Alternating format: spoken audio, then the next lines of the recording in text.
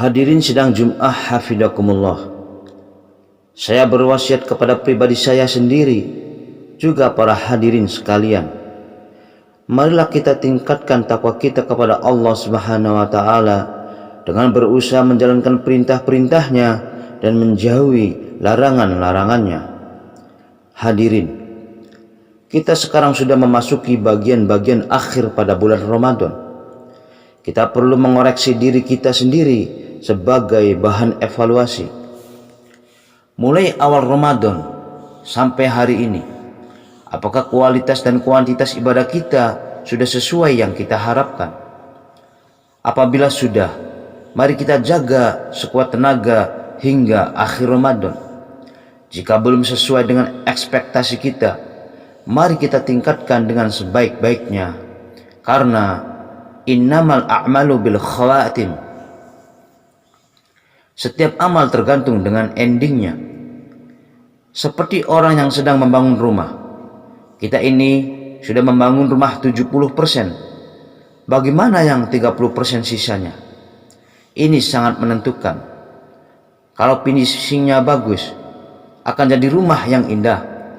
Tapi jika finishingnya dikerjakan secara asal-asalan, tentu rumah yang dibangun dengan permulaan susah payah hanya akan mendapat nilai buruk. Hanya masalah 30% yang akhir adalah buruk. Ada beberapa hal yang perlu kita perhatikan pada sepertiga bulan Ramadan akhir ini. Di antaranya, bahwa Allah menciptakan umat Muhammad penuh dengan keistimewaan. Sebagian keistimewaannya adalah Allah menciptakan umat Muhammad sebagai umat yang lahir di muka bumi pada bagian paling akhir. Kenapa? Karena apabila ada umat Muhammad yang menjadi seorang pendosa, seumpama ia mati di kuburan disiksa, tidak terlalu lama lagi kiamat akan datang. Ia akan dientaskan dari siksaan kubur. Jika ia dalam keadaan membawa iman, ia akan berpeluang besar mendapatkan syafaat Rasulullah sallallahu alaihi wasallam. Kata Rasulullah sallallahu alaihi wasallam, "Syafaati li ahlil kabair min ummati." Artinya, syafaatku untuk para pendosa besar dari umatku. Hadis riwayat Abu Dawud dan At-Tirmidzi. Ada keutamaan lain. Umat Muhammad tidak diciptakan oleh Allah dengan umur yang panjang-panjang, 500 tahun, 700 tahun, dan lain sebagainya. Umur umat Nabi Muhammad rata-rata antara 60 sampai 70 tahun. Hal ini disebutkan dalam hadis Nabi, "A'maru ummati ma baina sittin ila sab'in wa aqalluhum may yazuzu dzalik." Artinya, umur umatku antara 60 hingga 70 tahun. Sedikit di antara mereka yang melewati usia tersebut. Hadis riwayat At-Tirmidzi. Umur yang pendek-pendek ini, di antara hikmahnya adalah supaya umat Muhammad tidak capek-capek beribadah yang panjang. Umat Muhammad diberi oleh Allah umur yang pendek, namun dalam pendeknya umur, Allah memberikan peluang Lailatul Qadar, sehingga apabila Lailatul Qadar ini bisa digunakan dengan baik, hal tersebut lebih baik daripada 1000 bulan atau 83 tahun lebih yang tidak malam Lailatul Qadar. Maka seumpama ada umat Muhammad mulai ia balik sekitar umur 13 tahun, setiap tahun ia bisa menggunakan malam Lailatul Qadar dengan sebaik mungkin, sedangkan umurnya sampai 63 tahun, ia berarti telah menjalankan ibadah lebih baik dari 4.500 tahun yang tidak ada Lailatul Qadarnya. Betapa Allah sungguh memuliakan umat Muhammad dibandingkan umat yang lain. Lailatul Qadar tidak bisa dipastikan jatuhnya kapan. Bisa pada awal Ramadan, tengah ataupun di bagian akhir Ramadan. Hal ini tidak dijelaskan secara pasti supaya kita mau menjaring terus-menerus. Dengan begitu, selama Ramadan kita berusaha memenuhinya dengan ibadah-ibadah. Hanya saja secara umum memang Lailatul Qadar itu banyak yang jatuh pada kisaran 10 hari terakhir bulan Ramadan. Rasulullah begitu tampak sikapnya bagaimana beliau memenuhi 10 hari terakhir bulan Ramadan. Di antaranya Rasulullah telah memberikan contoh kepada kita melalui hadis yang diriwayatkan oleh istrinya Aisyah radhiyallahu anha. Kana Nabi sallallahu alaihi wasallam idza dakhala al-ashru sadda mi'zara wa ahya lailah wa aiqada ahlah. Artinya, Nabi sallallahu alaihi wasallam ketika memasuki 10 hari terakhir mengencangkan sarungnya, menghidupkan malamnya dan membangunkan keluarganya. Hadis riwayat Bukhari Muslim. Pengertian mengencangkan sarungnya sebagaimana disebutkan Imam Ibnu Hajar Al-Asqalani dalam tafsirnya Fathul Bari adalah Rasulullah SAW memisahkan diri dari istrinya, tidak menggauli istri beliau selama 10 hari terakhir bulan Ramadan. Rasulullah lebih fokus ibadah kepada Allah Subhanahu wa taala. Hadis tersebut terkandung maksud bahwa cara Rasulullah menghidupkan malam Lailatul Qadar adalah dengan tidak menjadikan 10 malam terakhir bulan Ramadan tersebut sebagai momen bermalas-malasan dan syarat tidur. Orang tidur sama dengan mati, maka lawan katanya adalah menghidupkan. Rasulullah menghidupkan malam dengan terjaga, beribadah, tidak mengisinya dengan tidur.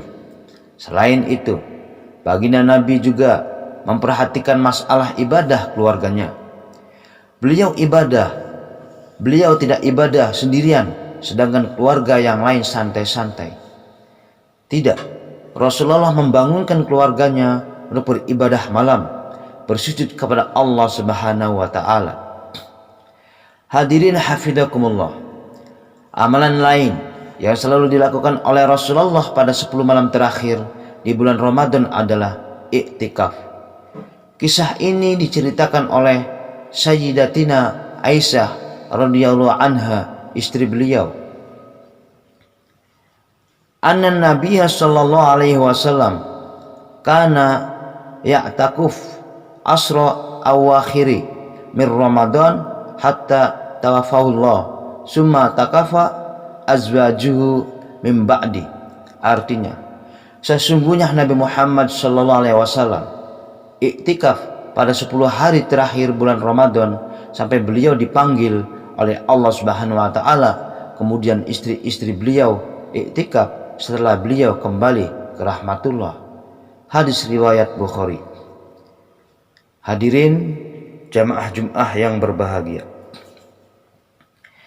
Hadis di atas menunjukkan bahwa iktikaf merupakan pekerjaan penting sehingga Rasulullah melaksanakan tidak hanya beberapa hari saja di 10 hari terakhir bulan Ramadan.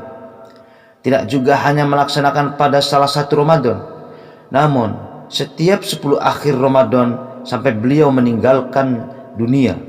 Kita patut mencontoh sunnah Nabi yang seperti ini. Dalam kitab Al-Majmu' Syarah Al-Muhadzab disebutkan, qala Syafi'i wal ashab wa man arada iktida'a bin Nabi sallallahu alaihi wasallam fi iktikaf asri awakhiri min Ramadan. Kata Imam As-Syafi'i dan murid-muridnya, barang siapa yang ingin mengikuti Nabi sallallahu alaihi wasallam dalam menjalankan iktikaf pada 10 hari terakhir bulan Ramadan, fayyambagi ayadkhulal masjida qabla ghurub asy-syamsi lailatal hadi wal isrina minhu, maka hendaklah ia masuk masjid pada tanggal 20 Ramadan sore hari sebelum memasuki malamnya tanggal 21. Hal ini penting dilakukan supaya apa? Likaila yafutuhu syai'um minhu, supaya tidak terlewatkan sedikit pun waktu untuk iktikaf. Kemudian kapan selesai iktikafnya? Kalau ingin secara total mengikuti Rasul, 100% dalam hal ini. Imam Nawawi melanjutkan, wa yakhruju ba'da ghurubi syamsi lailatul Id, keluarnya setelah melewati maghrib malam hari raya Idul Fitri. Sawaun tamma syahru aw taqqas, baik hitungan bulannya penuh 30 hari ataupun hanya 29. Wal afdalu ayam kusa lailatul Id fil masjid hatta yusalli fihi salatul Id aw yakhruju minhu ilal musalla li salatil Id in salaha fil musalla. Namun yang paling utama adalah tetap berdiam di masjid sampai melaksanakan salat Id sekalian. Sebagaimana kita ketahui bahwa iktikaf hukumnya adalah sunnah, namun iktikaf pada 10 hari terakhir pada bulan Ramadan hukumnya lebih sunnah atau sunnah muakkadah, sunnah yang sangat kuat. An-Nawawi Al-Majmu' Syarah Al-Muhadzab juz 6 halaman 375. Hadirin hafizakumullah, pada bulan Ramadan juga disebutkan sebagai bulan Al-Quran. Syahrul Ramadan allazi unzila fihi al-Quran hudal linnas wa bayyinati minal huda wal furqan. Bulan Ramadan adalah bulan yang di dalamnya diturunkan Al-Quran sebagai petunjuk bagi manusia dan menjadi penjelas dari petunjuk, dan dari petunjuk-petunjuk itu dan menjadi pembeda dari perkara yang hak dan yang batil. Quran surat Al-Baqarah ayat 185. Pada bulan Ramadan Rasulullah juga memperlakukan dengan istimewa, tidak sebagaimana bulan-bulan yang lain. Pada bulan ini beliau bertadarus dengan malaikat Jibril. Rasulullah SAW membaca satu ayat, malaikat Jibril membaca satu ayat secara bergantian sampai khatam dalam sebulan. Kemudian kita melestarikan tradisi bertadarus bersama dengan keluarga dan saudara kita berawal dari kisah ini. Imam Syafi'i apabila di luar Ramadan selalu menghatamkan Al-Quran sehari sekali dalam sholatnya. Namun apabila pada bulan Ramadan dalam sehari semalam beliau menghatamkan Al-Quran dalam sholat sebanyak 2 kali khataman. Oleh karena itu, mari pada bulan Al-Quran ini kita perbanyak bacaan Al-Quran kita. Bagi yang belum bisa, jadilah Ramadan ini sebagai tonggak awal kita dalam mempelajari Al-Quran sesuai tajwid kepada guru yang mumpuni, dan di kemudian hari bisa sebagai bahan dasar untuk membaca Al-Quran. Pada akhirnya dalam khutbah ini saya mengajak kepada para hadirin untuk bersungguh-sungguh memenuhi puasa Ramadan dan beribadah malamnya dengan sebaik mungkin.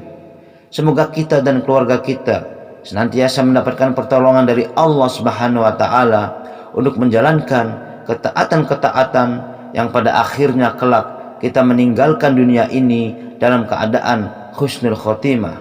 Amin. Barakallahu li wa lakum fil Qur'anil adim wa ja'alani wa iyyakum bima fihi minal ayati wa dzikril hakim. Innahu wal barut tawabur ra'ufur rahim. A'udzu billahi minasyaitonir rajim. Bismillahirrahmanirrahim. Wal 'ashri innal insana lafi khusrin illa allazina amanu wa 'amilus solihati wa tawassaw bil haqqi wa tawassaw bis sabr. Wa qul rabbighfir warham wa anta arhamur rahimin.